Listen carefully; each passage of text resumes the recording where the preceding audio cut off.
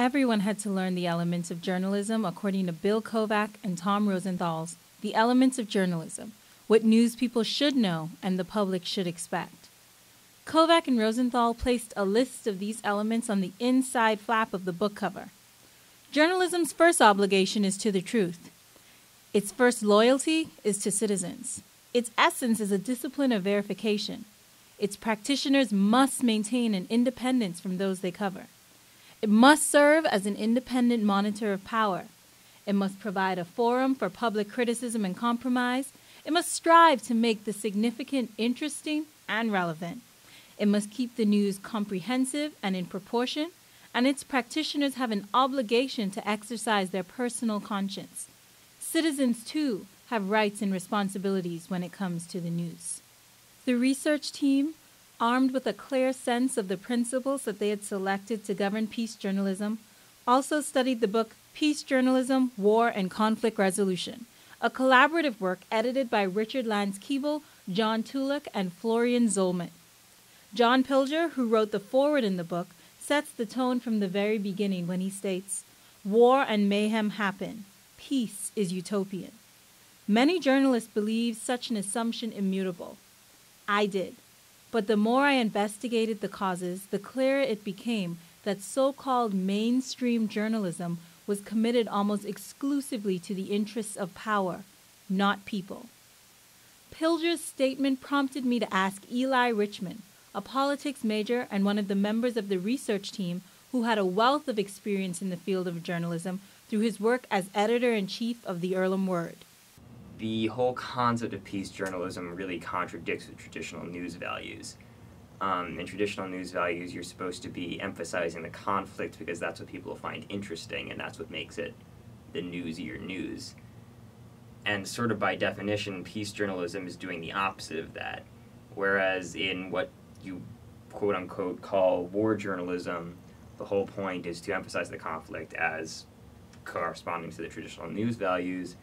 Whereas in peace journalism, you're doing the opposite. You're talking about the conflict, but you're framing it in terms of a way that the conflict is sort of already being resolved, or ways that it could be resolved. And I'm sort of hesitant to say that one can really exist without the other.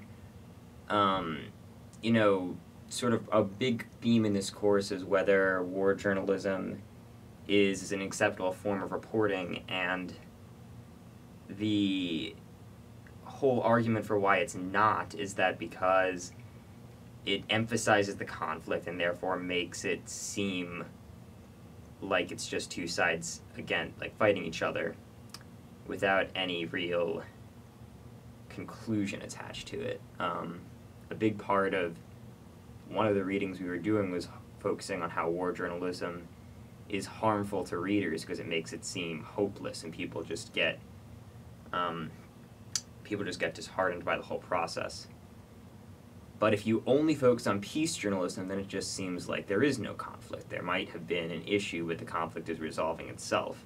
And so you have a conflict either way. If you just focus on war journalism, then it seems like the conflict is hopeless. If you just focus on peace journalism, then it sounds like there is no conflict.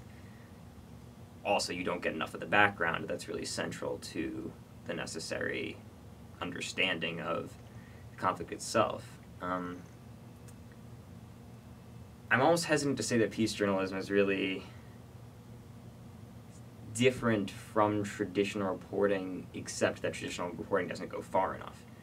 They talk about the conflict and then often the reporter leaves, or the other issues inherent in the conflict sort of get ignored by the editor because it doesn't fit traditional news values as well.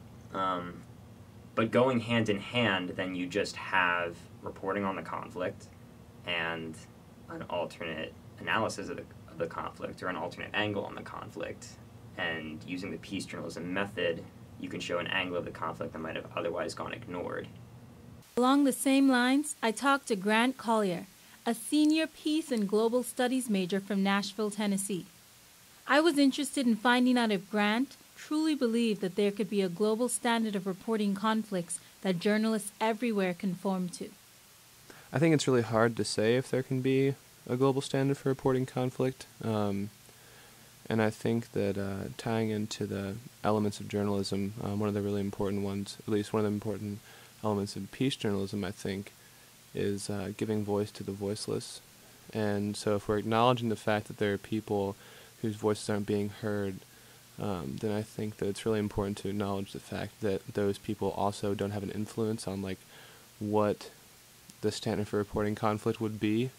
So I think it's really hard to say that we can determine whether or not there could be a global standard if not everyone's voice is being heard. And then given that, I also think that